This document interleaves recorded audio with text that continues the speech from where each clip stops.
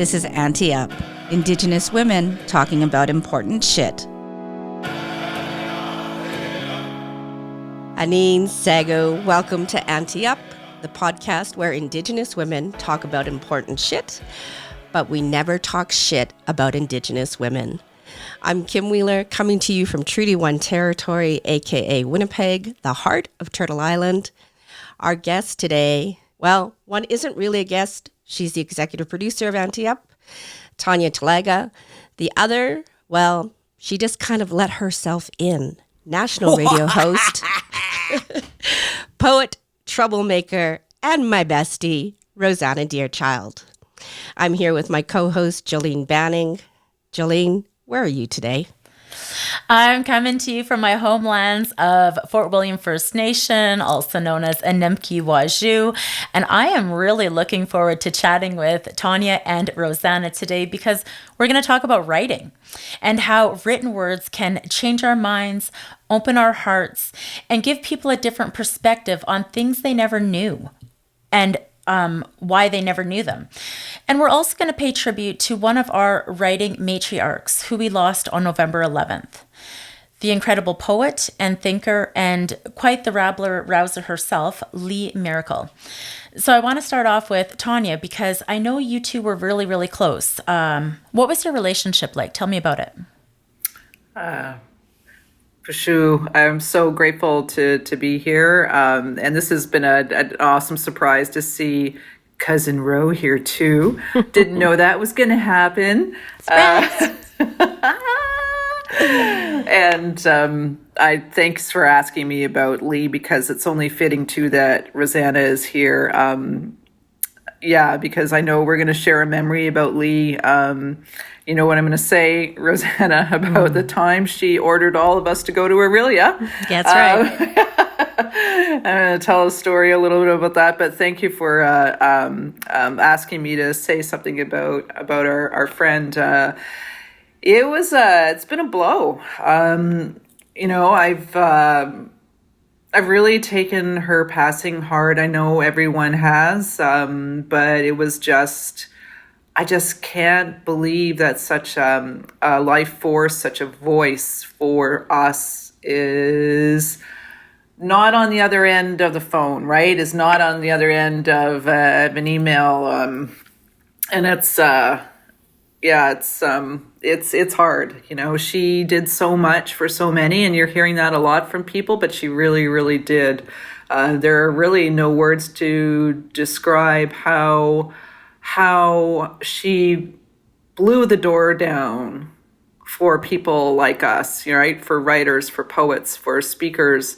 In so many ways, I feel that she gave me permission in a way to be that person that was inside of me, the person that was thinking and writing differently. And I always felt different from everyone else. And, why don't my stories seem the same as everyone else's stories? And she understood that. And she talked to me about that and about how our writing comes from a different place, from our blood and our bones and our DNA, and how I see the world in a different light. And she helped me get there. She was that voice. She was that voice along with Maria Campbell. She's that voice along with oh my gosh, Beatrice Monseigneur. Yeah, exactly. And Jeanette Armstrong. I mean, these voices of women that no one wanted to publish. No one wanted their books. We wanted their stories. We wanted to hear them. And I wrote about this. I wrote about Lee, and I wrote about how I used to read their words when I was a girl, and I found Half-Breed and In Search for April Raintree underneath my mom's bed in the 70s. And, I read those books because I was always a reader when I was younger. I still am, but, even then, but I used to read Daniel Steele too in the 70s, but that's a whole other story. That's another show, Tanya. That's another show. But anyway, and she taught me who I am as a writer, as a woman, and also too as an activist, right? I mean, you get told you're an activist a lot. because you're standing up and you're saying something. But how could you not? And Lee was one of the first to do that, and she did it. We saw her do it. Rosanna and I saw her do it so incredibly well. We were speaking at a gathering, a First Nations gathering in Aurelia. Tom Wilson was there. Rosanna was ordered to come from Winnipeg. And I did so immediately. Because when you're ordered to come from Lee, you do what she says. That's right. Right? And you did. You came. And poor Fred. I still don't know who Fred is, the organizer of the Aurelia First Nations gathering, but she kept talking about him, and Fred will get Rosanna here. It's fine. We have to be there. And he did. And we went there, and I will never forget you and I standing on stage with her, and we were talking, and someone said something. Someone asked a question that was totally typical. Do you remember what it was? What the question was? It was a elderly lady from England, and she was not from here, as she kept saying, and so she didn't feel like she had any role in reconciliation. So she was really offended when she asked this question: "What do I have to do for reconciliation? My ancestors didn't do anything wrong." Blah blah blah. So that was that was the question that she had posed to us. And we just stepped back. And were you wearing that shirt when she asked that question, Ro? No, unfortunately, I did not have this shirt at the time. If you're listening to the podcast and not the YouTube, her shirt actually says "fuck colonialism." In a Coca-Cola ad, though. That's right. It's a red and white. Coca-Cola colors. Yeah. Because really, I mean, we can all agree. Yeah, it's true. Yeah, but that was that's what Lee said essentially to the woman that asked the question. And you and I remember we just looked at each other and we stood back. We took a step back because we knew, here we go. Yeah. And then Lee just let loose, and in only the way that Lee could.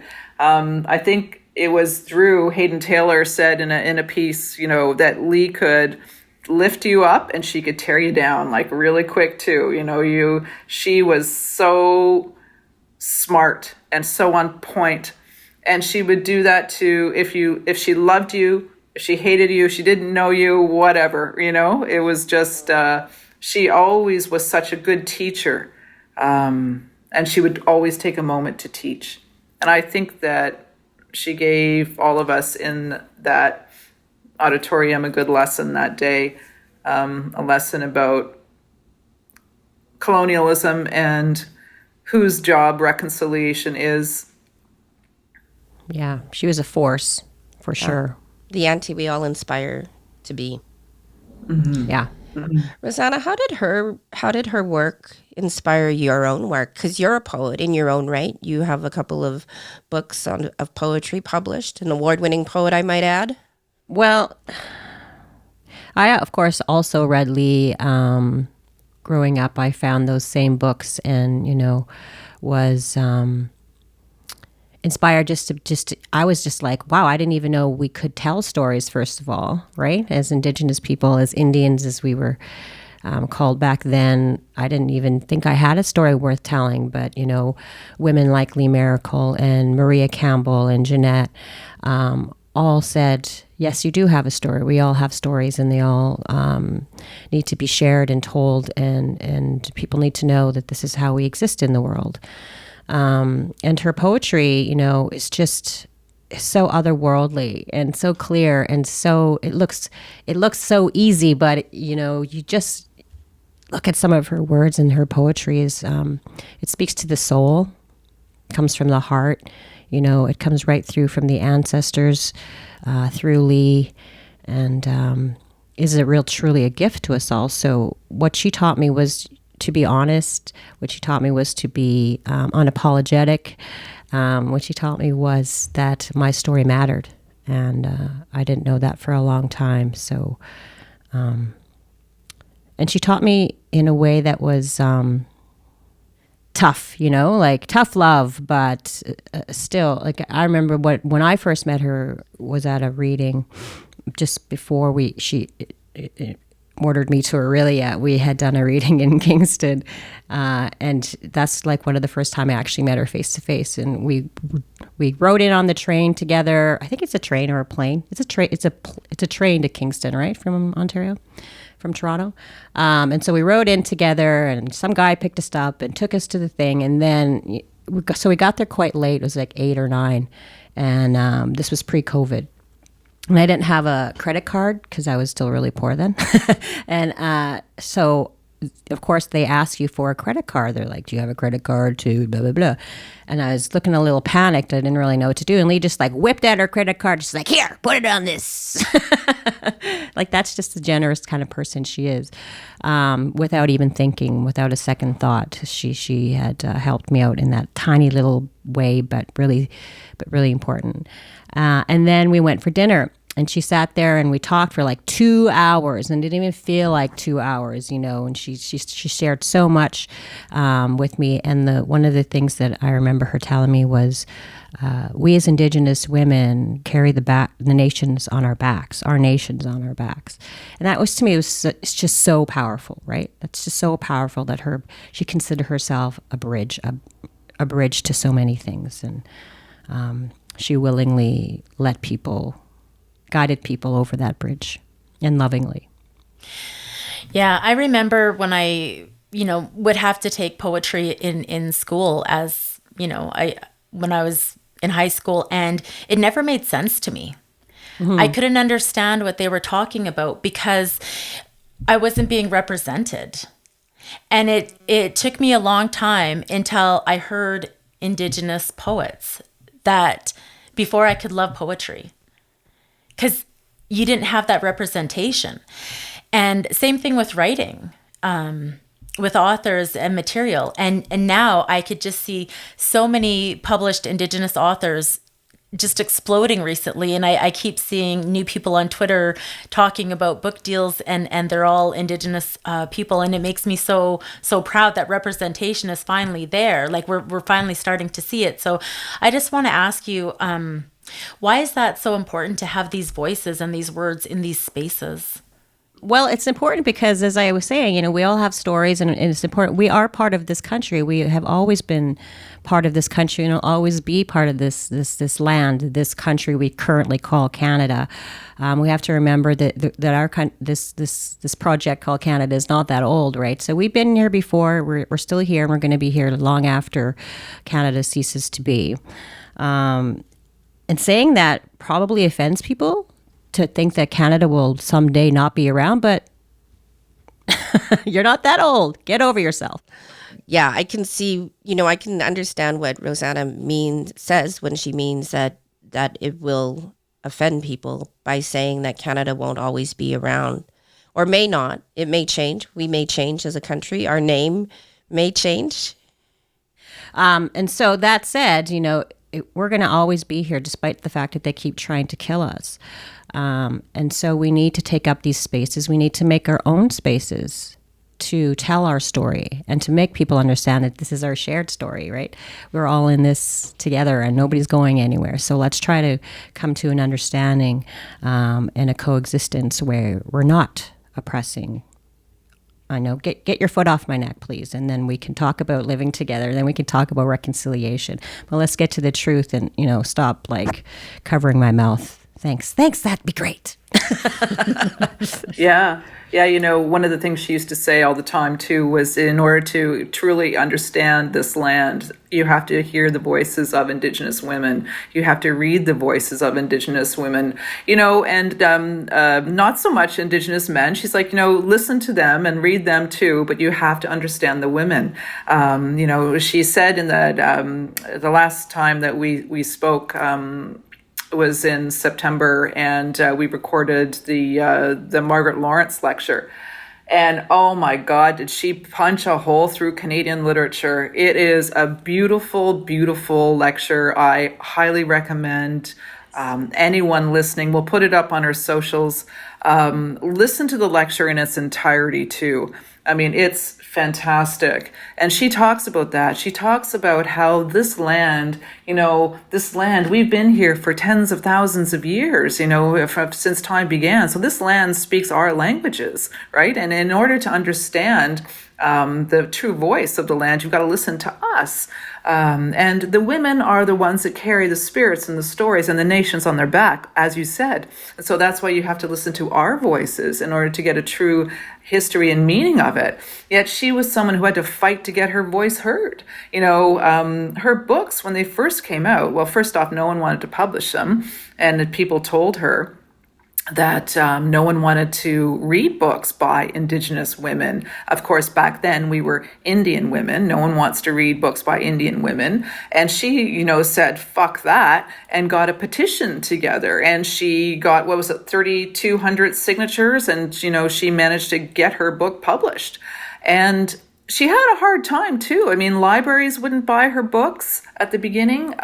People wouldn't buy her books. I believe she told me once that one of her books was banned. They said, because she wrote about things like queer love. She wrote about trans rights. She wrote about things before anybody else did. She's always ahead of everyone else, right? Because she thought differently.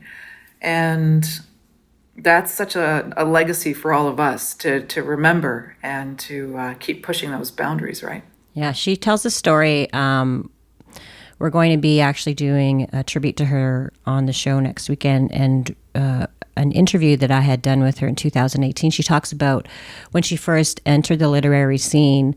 She tells this hilarious story about how she didn't even really understand like book readings and things. Like her publisher was like, "You have to come and read this book." And she's like, "Why? Why would I go and read a book? Why would people read a book or buy a book just because I came out and read it?" And then he said, "Well, no, but it's to sell the book. They know how to read." She's like, "Oh, well, what the hell do I need to go and read it for?" She didn't really understand the whole publishing thing, right? But she talks about a writers' festival that happened on the West Coast and in her territory.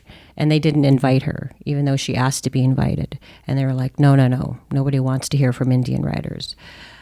So she went to the event anyway, got on the stage anyway, interrupted somebody's reading anyway, got the microphone and said, "This is my house. This is my house that you're in. I am reading here." And, she said in her big house voice, and was heard.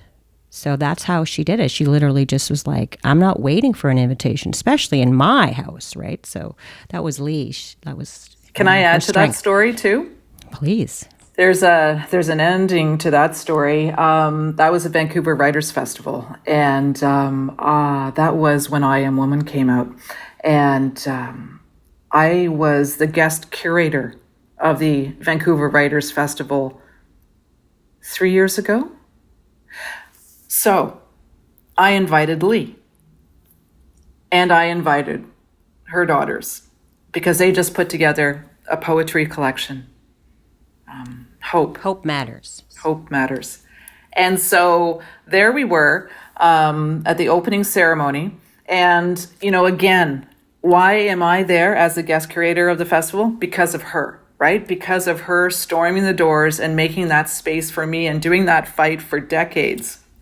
So I'll never forget, she was standing right there, right beside me as I was talking, and she was so proud. We had so much fun that night, and I'll never forget her talking to me and telling me, "Look outside." We were at Grenville Island, and she said, "Look at the land here, look outside, and look how everything that's built up around here." She goes, "This was our meeting place. This is where we came for thousands of years to meet. This is our marketplace. So much ceremony happened here." And she goes, and then they just took it away. It was all just gone and ruined.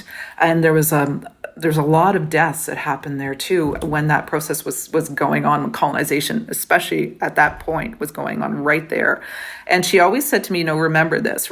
And I know I should know more about what it's called. And I did at the time. I'm getting old and I can't remember, but That's the menopause. that really stuck with me. And I just have to say, that night, later on that night, we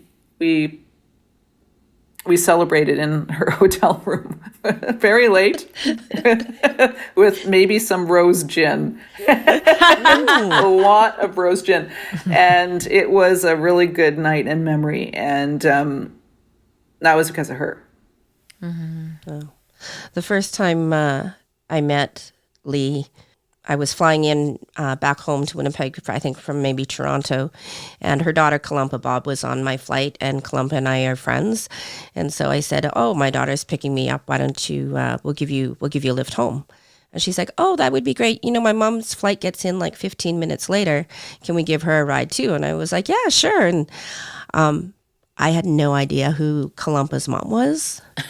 And then the door opens, and Lee Maracle gets in the car, and I'm like, I jumped out of the front seat and put her in the front seat, and I jumped in the back, and I was like looking at Kalumpa going, "I didn't know your mom was Lee Maracle." I was going, "Oh my God." The whole time I'm just, please don't get into a car accident. Yeah, and she was just so, like, you know, she didn't see herself as we see her.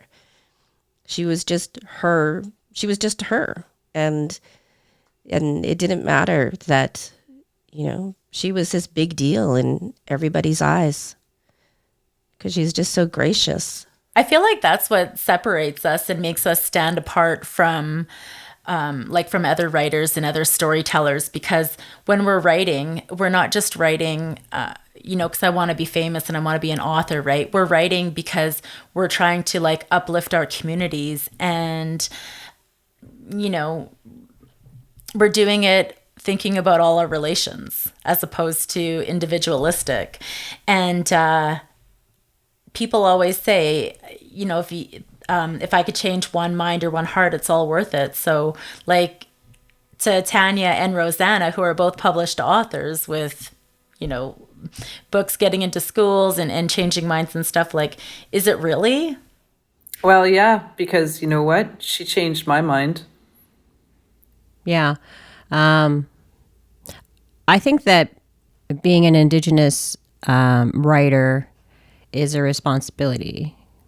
I don't consider it a job. I don't come to work from 9 to 5 and, you know, do my show and turn it off like I turn the microphone off. This is like who I am.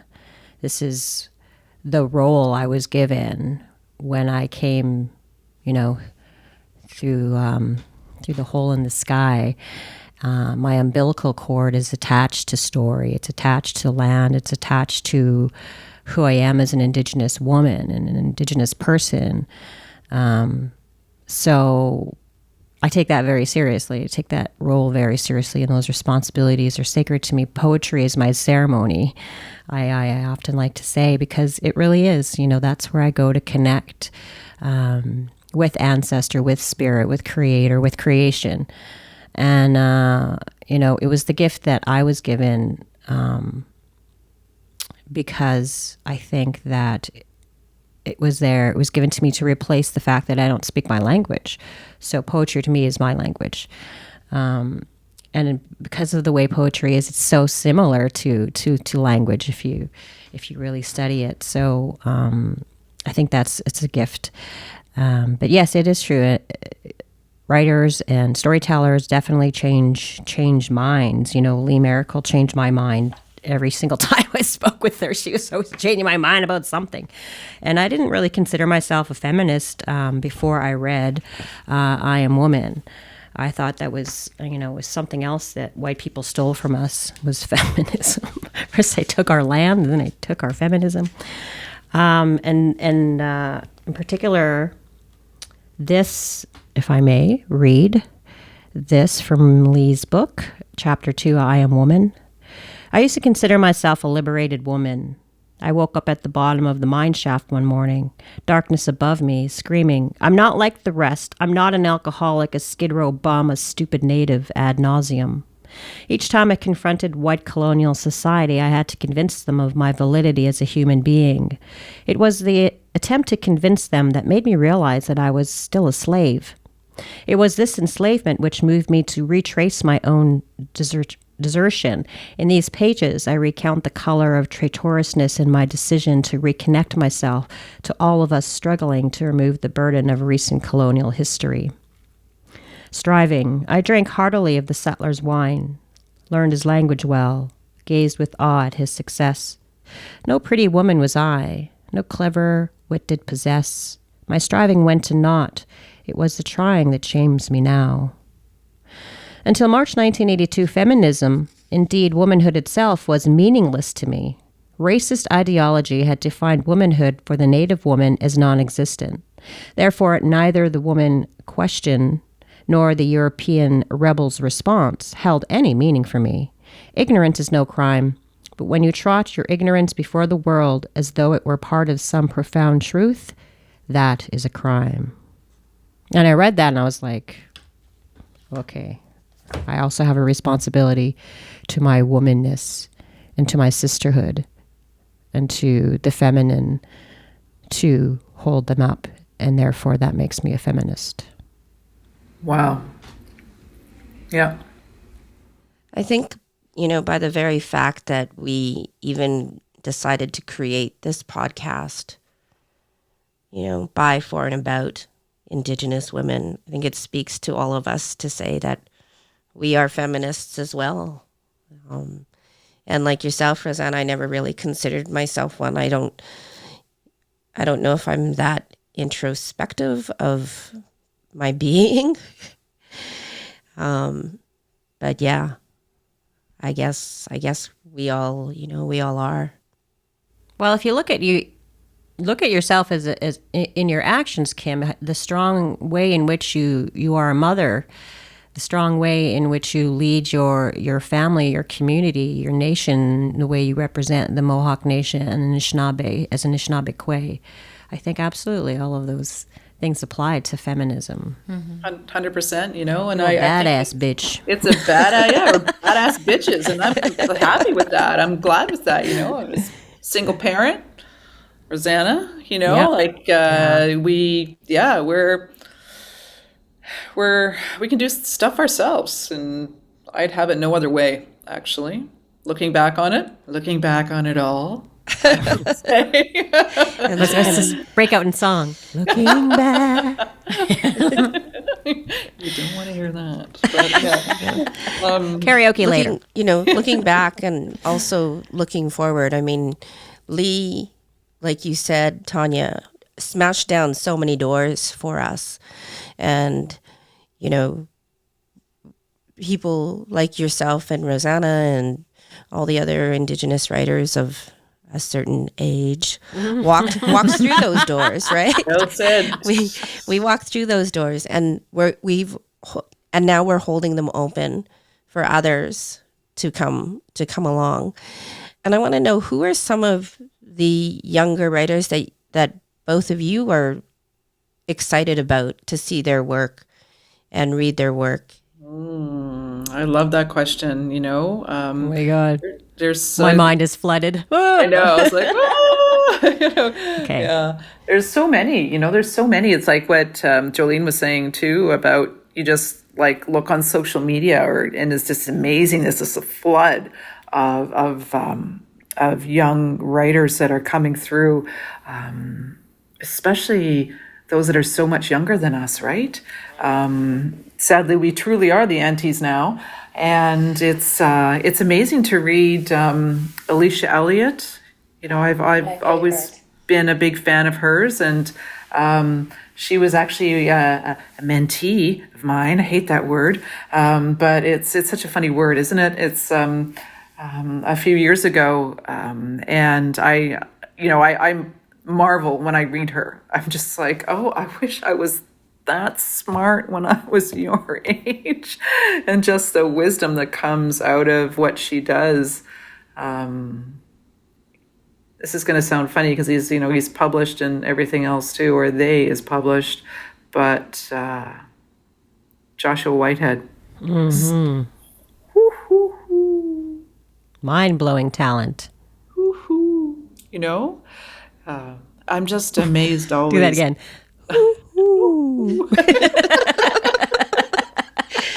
We're going to break out into song before the end of the show. Is We don't that give stars out here. We give who's. is that if we don't know how to whistle, we just say woohoo? Rosanna, you've had the opportunity to interview a lot of writers on your show, Unreserved, on CBC Radio. Who has stuck out for you? You know, that's a hard one because all of our writers bring something so amazing to the story bundle. You know, Joshua Whitehead brings his perspective as queer, and that's a really refreshing. It's just so sharp and amazing the way he describes his experience and brings that to the circle. Billy Ray Belcourt is an amazing thinker and writer. And he brings a different perspective. And, you know, Alicia Elliott, I just finished reading Her Mind Spread Out on the Ground. Amazing look at mental health through an Indigenous, experience, an Indigenous lens.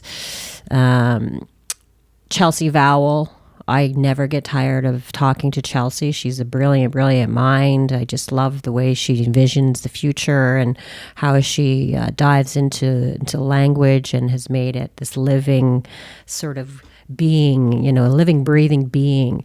So there's just so many writers out there. And Nathan Adler is another up and coming that Lee was one of Lee's mentees. She mentored so many people, of course. She mentored everybody. Cherie Demeline, she probably argued that she's not a young writer, but I think she is young in her career. So I'm looking so forward to seeing all of her work. I've read all of it. And of course, Wab, who's my brother from another mother. And Wabgisha Grace, not to be confused with the leader of the Manitoba NDP. Wabonakwit Canoe. Who also is an author, by the way. So many amazing writers out there. And it's just been, because back in the day when I was a weird Deerchild, there wasn't that many writers, right? We all know that. We've all experienced looking through the bookshelves, trying to find, our stories and not finding them. And we've all read Pauline E. Johnson as the first person, we found, and then we found Maria, and then we found Jeanette, and then we found Lee, and so on and so forth. And there's more and more and more, and there's like my bookshelf is full. I have books everywhere. I need more bookshelves. Please send them. To put these just whip out your credit card and throw a bookshelf on there for Rosanna. Thank you. I appreciate it. Kim, who do you think is awesome? Oh, I just actually read a book by an Inuk elder, Larry Udlaluk. It's his memoir is called What I Remember and What I Know. The life of a high exile. The life of a high exile in the Arctic. Something like that. High Arctic exile? A high Arctic exile, yeah.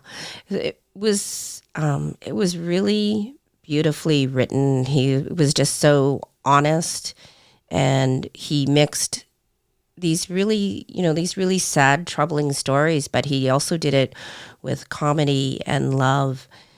And it, speaking with him might have been one of my favorite interviews I've done this year, and it was through the Toronto International Authors Festival. So unless you were part of that, you won't be able to hear the interview, but it was he was just so incredibly lovely to speak with. And of course there's important voices like Jesse Wente, who just released his book Unreconciled as well, and that's hitting bestsellers lists. And of course we have to shout out our Cree brother, David A. Robertson. Oh, yeah, man. He's taken over the world. Right? Who just won the Governor General Award. Yeah. For Best Literature Illustrated, Children's Literature or Youth. Those titles are really long, so please forgive me. But it was his second GG along with his illustrator, Julie. So, yeah, so much. And, of course... Ro, you're going to have to help me out here. The children's author right here in Winnipeg, who has that beautiful children's book, I Sang You Down from the Stars. Tasha Spillett Sumner. Tasha Spillett Sumner. Yeah. Yeah. Yeah. She's So, also I mean, writing graphic novels and stuff. She's a beautiful storyteller. right? And we can't forget all our filmmakers as well, who also write. So, I mean, yeah, you're right, Tanya. Like, and Rosanna, the writing community has come so far, and it's been so amazing to watch all of this incredible growth, and to see everybody's, just the floodgates have opened, I think. Yeah. Shout out Katharina Vermette as well. Oh, yeah, Like totally.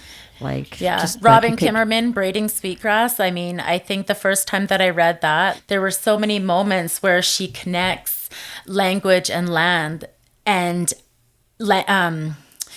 like there was this one part in the book where she talks about water and how she came from the view of seeing it as a being, and all of a sudden, like, then the water couldn't be contained to just one English name, and how she could just see it moving and breathing. And it was like reading her book, seeing those connections back to like all our relations, having language be so alive. All of a sudden it just made me cry, thinking about, who our ancestors are, and knowing that they're still with us, right? Like, you really saw that come through her writing and all these connections, and it's just absolutely beautiful. Well, may we all be as great as the women who have come before us. Yeah. Well said. Well said. What's that? Cheers to strong women. May we be them. May we raise them. What is it? Yeah, that's right. Yeah. May we No, be there's them, one maybe- more. There's one more in there. May we see know them? May we know them? Maybe we know them. Well, we do know them. I know them. I know strong women. I've raised strong women. There's 4 strong women right here, right now. That's right. That's right. Go us. Woo. All right, shall we sing a song before we head out? May we know them? May we be them? May we raise them? Yeah. There you go. Yeah. Yeah. That's right. Yeah. I could listen to this conversation forever, but just like any good book, it's gotta end, and it's gotta leave you wanting more. And hopefully, I hope that's what we did with another episode of Auntie Up. Thank you so much for being here, Rosanna and Tanya. Thank you for having us. Yes. Genau women. Yeah, It this was is so- a beautiful idea. Yeah. I was actually having some butterflies thinking about having this conversation here today because, you two are both powerhouses, and here we are on Auntie Up. So are you, Jolene. So are you, Jolene? Everyone on Kim? this. We're all like aunties. We're raging aunties, man. And it's really fitting that we're doing this right now. I just have to say, especially today, Lee's service was today. So this is, we're thinking of Kalumpa and Sid and Tanya and Jarrett. We're thinking about the kids and all the grandkids and all of her siblings, everyone. Yeah. Yeah. Travel well, my friend. I love See you again. Lee. Again. From an auntie to an ancestor. She truly is now one of our ancestors. She is. That's right. Yeah. Yeah. She's up there going, now I got ancestor status. That's Bitches right. better watch work. out. Oh man, we thought we were in trouble before. Oh, now we're really going to get it. So in upcoming episodes, we're going to talk about the art of beading. I'm wearing some bling right now. I see Rosanna is also wearing some really important bling. Rosanna's earrings actually represent MMIW. She's wearing the red dress beaded earrings. And I see Tanya is wearing some earrings by Cher Chapman of Fort William First Nation as well. We're going to also talk about calling out lateral violence without being laterally violent. And we're also going to go from Bannock to bougie, an episode all about food and how our country foods have evolved from Cookham's kitchen to urban restaurants. Remember to follow and like us on socials and subscribe wherever you get your podcasts. We drop new episodes every Monday. Miigwech for tuning in. And remember to hit those share buttons.